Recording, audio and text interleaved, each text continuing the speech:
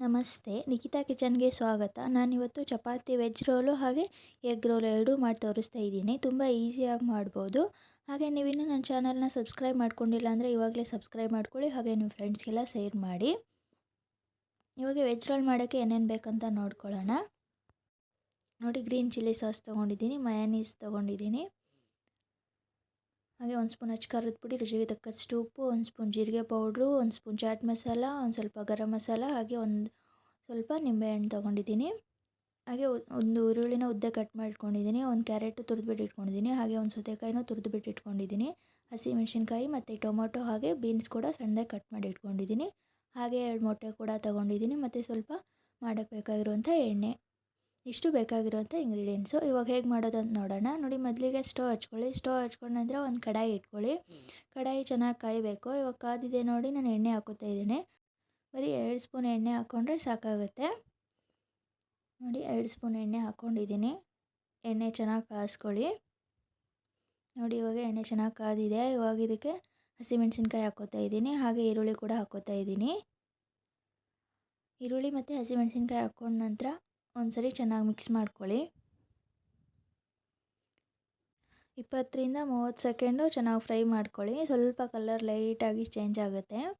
ಆವಾಗೆ carrot ಮತ್ತು beans ಹಾಗೆ ಟೊಮೊಟೊನೂ ಹಾಕ್ಕೊಳ್ಳಿ.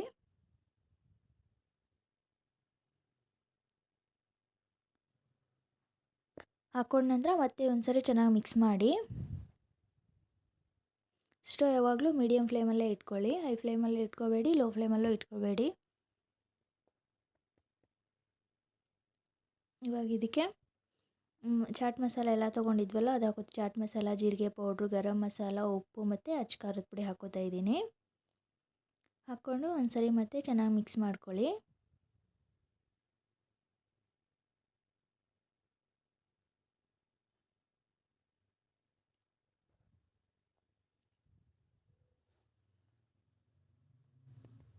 ಇವಾಗ ಇದನ್ನು 1 ನಿಮಿಷ ಎಣ್ಣೆಯಲ್ಲಿ ಚೆನ್ನಾಗಿ ಫ್ರೈ ಮಾಡ್ಕೊಳ್ಳಿ.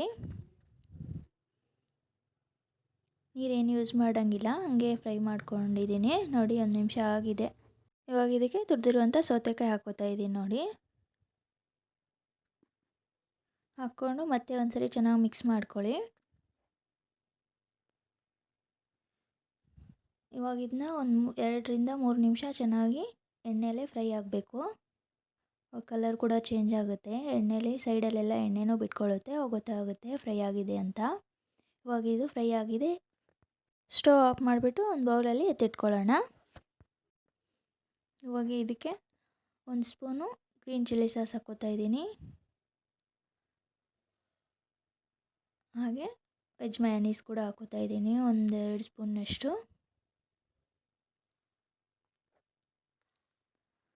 ಹಾಕ್ಕೊಂಡು ಚೆನ್ನಾಗಿ ಮಿಕ್ಸ್ ಮಾಡ್ಕೊಳ್ಳಿ. ಆಮೇಲೆ ನಿಮಗೆ ಗ್ರೀನ್ ಚಿಲ್ಲಿ ಸಾಸ್ ಇಲ್ಲ ಅಂದರೆ ರೆಡ್ ಚಿಲ್ಲಿ ಸಾಸ್ ಕೂಡ ಯೂಸ್ ಮಾಡ್ಬೋದು. ಎರಡೂ ಇಲ್ಲ ಅಂದರೆ ಹಸಿಮೆಣಸಿನ್ಕಾಯಿ ಕೂಡ ಸಣ್ಣದಾಗಿ ಕಟ್ ಮಾಡಿಬಿಟ್ಟು ಯೂಸ್ ಮಾಡ್ಕೋಬೋದು. ಹಸಿಮೆಣಸಿನ್ಕಾಯಿ ಹಾಕೋದ್ರಿಂದ ಬಾಯಿಗೆ ಸಿಕ್ಕಾಗ ಜಾಸ್ತಿ ಖಾರ ಅನ್ನಿಸ್ಬಿಡುತ್ತೆ. ಅದಕ್ಕೋಸ್ಕರ ನಾನು ಗ್ರೀನ್ ಚಿಲ್ಲಿ ಸಾಸ್ ಯೂಸ್ ಮಾಡಿದ್ದೀನಿ. ನೀವು ಬೇಕಂದರೆ ಹಸಿಮೆಣಸಿನ್ಕಾಯಿ ಕೂಡ ಯೂಸ್ ಮಾಡ್ಕೋಬೋದು. ನೋಡಿ, ಇವಾಗ ಚೆನ್ನಾಗಿ ಮಿಕ್ಸ್ ಆಗಿದೆ. ಈ ಥರ ರೆಡಿ ಮಾಡಿ ಇಟ್ಕೊಂಡ್ಬಿಡಬೇಕು. ಇವಾಗ ಇದಕ್ಕೆ ಸ್ವಲ್ಪ ನಿಂಬೆಹಣ್ಣು ರಸ ಹಾಕ್ಕೋತಾ ಇದ್ದೀನಿ. ಯಾಕಂದರೆ ನಾವು ಇಲ್ಲಿ ಟೊಮೆಟೊನೂ ಯೂಸ್ ಮಾಡಿಲ್ಲ, ಹಾಗೆ ಟೊಮೆಟೊ ಸಾಸ್ ಕೂಡ ಯೂಸ್ ಮಾಡಿಲ್ಲ. ಅದಕ್ಕೋಸ್ಕರ ಸ್ವಲ್ಪ ನಿಂಬೆಹಣ್ಣಿನ ರಸ ಹಾಕ್ಕೊಂಡಿದ್ದೀನಿ. ಸ್ವಲ್ಪ ಹಾಕ್ಕೊಳ್ಳಿ, ಯಾಕೆಂದರೆ ಗ್ರೀನ್ ಚಿಲ್ಲಿ ಸಾಸ್ ಹಾಕ್ಕೊಂಡ್ನಲ್ವ, ಅದು ಸ್ವಲ್ಪ ಹುಳಿ ಇರುತ್ತೆ. ಅದಕ್ಕೋಸ್ಕರ ಸ್ವಲ್ಪ ಹಾಕ್ಕೊಂಡ್ರೆ ಸರಿ ಹೋಗ್ಬಿಡುತ್ತೆ. ಇವಾಗ ನೋಡಿ, ಒಂದು ಮೊಟ್ಟೆ ಒಡೆದು ಹಾಕ್ಕೋತಾ ಇದ್ದೀನಿ. ಈ ಥರ 1 ಸ್ಪೂನು ಅಥವಾ ಚಾಕುವಿಂದ ರೌಂಡಾಗಿ ಒಂದು ಸ್ವಲ್ಪ ಅದಕ್ಕೆ ಹೊಡೆದ್ರೆ ಈ ಥರ 2 ಭಾಗ ಮಾಡ್ಕೋಬೋದು ಈಸಿಯಾಗಿ. ನೋಡಿ, ಇವಾಗ ಮೊಟ್ಟೆ ಒಡೆದು ಹಾಕ್ಕೊಂಡಿದ್ದೀನಿ. ಇವಾಗ ಇದನ್ನು 1 ಸ್ಪೂನಿಂದ ಚೆನ್ನಾಗಿ ಮಿಕ್ಸ್ ಮಾಡ್ಕೊತೀನಿ. ನೋಡಿ,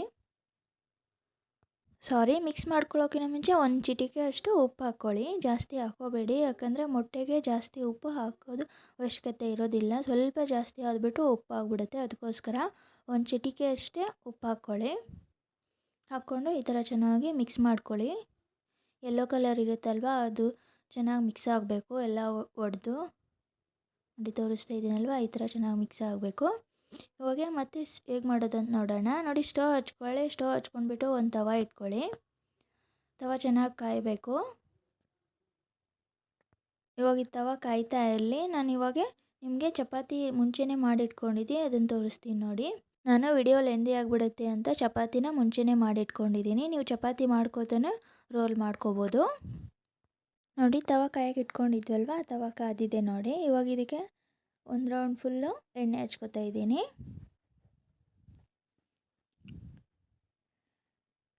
ಎಣ್ಣೆ ಹಚ್ಕೊಂಡ ನಂತರ ಇವಾಗ ಮೊಟ್ಟೆ ಮಿಕ್ಸ್ ಮಾಡಿ ಇಟ್ಕೊಂಡಿದ್ವಲ್ಲ ಒಂದು ಬೌಲಲ್ಲಿ, ಅದು ಹಾಕೋತಾ ಇದ್ದೀನಿ. ಅದು ಹಾಕ್ಕೊಳ್ಳುವಾಗ ಸ್ವಲ್ಪ ಪೆಪ್ಪರ್ ಪೌಡ್ರ್ ಕೂಡ ಹಾಕ್ಕೊಳ್ಳಿ, ಇದು ಟೇಸ್ಟ್ ತುಂಬ ಚೆನ್ನಾಗಿ ಬರುತ್ತೆ. ಆಮೇಲೆ ಇದು ಆಮ್ಲೆಟ್ ಥರ ಇದರಲ್ಲೇ ಈರುಳ್ಳಿ ಏನೂ ಹಾಕ್ತಾಯಿಲ್ಲ, ನಾನು ಪ್ಲೇನು ಆಮ್ಲೆಟ್ ಹಾಕ್ಕೋತಾ ಇದ್ದೀನಿ. ಇವಾಗ ನೋಡಿ ತವಾಗೆ ಹಾಕ್ಕೊಂಡು ಈ ಥರ ಕೈಯಿಂದ ತವಾನ ರೌಂಡ್ ಶೇಪ್ ಮಾಡಿದರೆ ಎಷ್ಟು ದೊಡ್ಡದು ಬೇಕೋ ಅಷ್ಟು ದೊಡ್ಡದಾಗುತ್ತೆ ನೋಡಿ.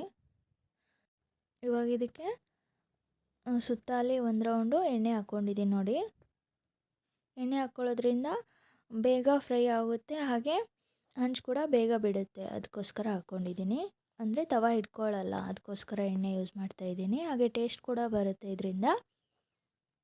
ಇವಾಗ ನೋಡಿ ಒಂದು ಸೈಡು ಚೆನ್ನಾಗಿ ಬೆಂದಿದೆ. ಇವಾಗ ಮತ್ತೆ ಇನ್ನೊಂದು ಸೈಡು ಬೇಯಿಸ್ಕೊತಾ ಇದ್ದೀನಿ ನೋಡಿ. ಈ ಥರ ಉಲ್ಟಾ ಮಾಡಿ ಹಾಕ್ಬಿಟ್ಟು ಮತ್ತು ಆ ಸೈಡು ಚೆನ್ನಾಗಿ ಬೇಯಿಸ್ಕೊತಾ ಇದ್ದೀನಿ. ಆಮೇಲೆ ಇದನ್ನು ಫುಲ್ಲು ಗೋಲ್ಡನ್ ಕಲರ್ ಬರೋವರೆಗೂ ಅಥವಾ ಪೂರ್ತಿಯಾಗಿ ಫ್ರೈ ಆಗೋವರೆಗೂ ಬೇಯಿಸ್ಕೊಳ್ಳೋ ಅವಶ್ಯಕತೆ ಇಲ್ಲ. ಲೈಟಾಗಿ ಎರಡು ಸೈಡು ಬೆಂದರೆ ಸಾಕು. ಇವಾಗ ಚಪಾತಿ ಮಾಡಿಟ್ಕೊಂಡಲ್ವ, ಅದನ್ನು ಸಹ ಸ್ವಲ್ಪ ಬಿಸಿ ಮಾಡ್ಕೊತಾ ಇದ್ದೀನಿ. ನೀವು ಬಿಸಿದು ಆವಾಗಲೇ ಮಾಡ್ಕೊತಾ ಇದ್ದರೆ ಬಿಸಿ ಮಾಡ್ಕೊಳ್ಳೋ ಅವಶ್ಯಕತೆ ಇರೋದಿಲ್ಲ. ಇವಾಗ ಎರಡು ಸೈಡು ಸ್ವಲ್ಪ ಲೈಟಾಗಿ ಬಿಸಿ ಮಾಡ್ಕೊಂಡಿದ್ದೀನಿ ನೋಡಿ. ಇವಾಗ ಅದನ್ನು ಒಂದು ಪ್ಲೇಟ್ಗೆ ಸರ್ವ್ ಮಾಡ್ಕೊಂಡಿದ್ದೀನಿ. ಇವಾಗ ಇದಕ್ಕೆ ಆಮ್ಲೆಟ್ ಹಾಕ್ಕೊಂಡಿದ್ವಲ್ವ, ಪ್ಲೇನ್ ಆಮ್ಲೆಟು, ಅದು ಕೂಡ ಹಾಕ್ಕೋತಾ ಇದ್ದೀನಿ ನೋಡಿ. ಚಪಾತಿಗೆ ಪ್ಲೇನ್ ಆಮ್ಲೆಟ್ ಇತ್ತಲ್ವ, ಅದು ಹಾಕ್ಕೊಂಡು ಏನು ಮಸಾಲೆ ಮಾಡಿಟ್ಕೊಂಡಿದ್ವಲ್ವ ಈರುಳ್ಳಿ ಕ್ಯಾರೆಟ್ದು, ಅದು ಹಾಕ್ಕೋತಾ ಇದ್ದೀನಿ. ನಿಮ್ಗೆ ಎಷ್ಟು ಬೇಕು ನೋಡಿ ಹಾಕ್ಕೊಳ್ಳಿ, ಜಾಸ್ತಿ ಏನು ಬೇಕು ಅಂದರೆ ಜಾಸ್ತಿ ಹಾಕ್ಕೊಳ್ಳಿ ಮಸಾಲೆನ, ಇಲ್ಲ ನಾನು ತೋರಿಸ್ತಾ ಇದ್ದೀನೋ ಇಷ್ಟೇ ಬೇಕಂದರೆ ಇಷ್ಟೇ ಹಾಕ್ಕೊಳ್ಳಿ. ಇವಾಗ ಅದಕ್ಕೆ ಒಂದು 2ರಿಂದ 3 ಪಾಲಕ್ ಎಲೆನ ತೊಳೆದ್ಬಿಟ್ಟು ನೀಟಾಗಿ ಕಟ್ ಮಾಡಿ ಹಾಕ್ಕೋತಾ ಇದ್ದೀನಿ. ಅದು ಕೂಡ ಟೇಸ್ಟ್ ತುಂಬ ಚೆನ್ನಾಗಾಗುತ್ತೆ. ಪಾಲಕ್ ಎಲೆ ಇಲ್ಲ ಅಂದರೆ ಮೂಲಂಗಿದು ಇರುತ್ತಲ್ವ, ಅದ್ರದ್ದು ಎಲೆ ಸಹ ಯೂಸ್ ಮಾಡ್ಬೋದು, ತುಂಬ ಚೆನ್ನಾಗಿ ಟೇಸ್ಟ್ ಬರುತ್ತೆ. ಒಂದ್ಸರಿ ಟ್ರೈ ಮಾಡಿ ನೋಡಿ. ಇವಾಗಿನ್ನು ನೀಟಾಗಿ ಫೋಲ್ಡ್ ಮಾಡಿಬಿಟ್ಟು ಸೆಂಟ್ರಲ್ಲಿ ಕಟ್ ಮಾಡಿಬಿಟ್ರೆ ಎಗ್ ಚಪಾತಿ ರೋಲು ರೆಡಿ ಆಯ್ತು ನೋಡಿ. ತುಂಬ ಚೆನ್ನಾಗಾಗುತ್ತೆ, ಮಕ್ಕಳು ಸಹ ತುಂಬ ಇಷ್ಟಪಟ್ಟು ತಿಂತಾರೆ. ಟ್ರೈ ಮಾಡಿ ನೋಡಿ. ಹಾಗೆ ಹೇಗೆ ಬಂತು ಅಂತ ಕಮೆಂಟ್ ಮಾಡಿ ತಿಳಿಸಿ. ನೋಡಿ ರೆಡಿ ಆಗಿದ್ದಾಗ ಹೆಂಗೆ ಕಾಣಿಸುತ್ತೆ, ನೋಡಿದ್ರೇ ತಿನ್ಬೇಕು ಅನ್ನಿಸ್ತಾ ಇದೆ ಅಲ್ವಾ. ಇವಾಗ ವೆಜ್ ರೋಲ್ ಮಾಡೋದು ತೋರಿಸ್ತಾ ಇದ್ದೀನಿ ನೋಡಿ. ಮಸಾಲೆ ಏನು ಮಾಡಿಟ್ಕೊಂಡಿದ್ವಲ್ವ, ಅದೇ ಮಸಾಲೆನ ಚಪಾತಿ ಬಿಸಿ ಮಾಡಿಬಿಟ್ಟು ಒಂದು 2ರಿಂದ 3 ಪಾಲಕ್ ಎಲೆ ಅಥವಾ ಮೂಲಂಗಿ ಸೊಪ್ಪಿಂದ ಎಲೆ ಇರುತ್ತಲ್ವ, ಅದು ಹಾಕ್ಕೊಂಡು ಮಾಡಿರುವಂಥ ಮಸಾಲೆನ ಹಾಕ್ಕೊಂಡ್ಬಿಟ್ಟು ಈ ಥರ ನೀಟಾಗಿ ಹಾಕ್ಕೊಂಡು ಚಪಾತಿನ ಫೋಲ್ಡ್ ಮಾಡಿಬಿಟ್ಟು ನಿಮ್ಗೆ ಯಾವ ಶೇಪಲ್ಲಿ ಬೇಕೋ ಆ ಶೇಪಲ್ಲಿ ಫೋಲ್ಡ್ ಮಾಡ್ಕೊಳ್ಳಿ. ಆದರೆ ರೋಲ್ ಥರನೇ ಇರಬೇಕು ಅಷ್ಟೇ ನೋಡಿ. ಈ ಥರ ರೋಲ್ ಮಾಡಿಕೊಂಡು ಚಪಾತಿ ಸೆಂಟ್ರಲ್ಲಿ ಕಟ್ ಮಾಡಿಬಿಟ್ರೆ chapati veg roll ready. Cut ಮಾಡೋದು ಬೇಡ ಅಂದರೆ ಹಾಗೇನೂ ಇಟ್ಕೊಂಡು ತಿನ್ಬೋದು. ತುಂಬ ಈಸಿ ರೆಸಿಪಿ ಅಲ್ವಾ, ನೀವು ಒಂದ್ಸರಿ ಟ್ರೈ ಮಾಡಿ. Thanks for watching.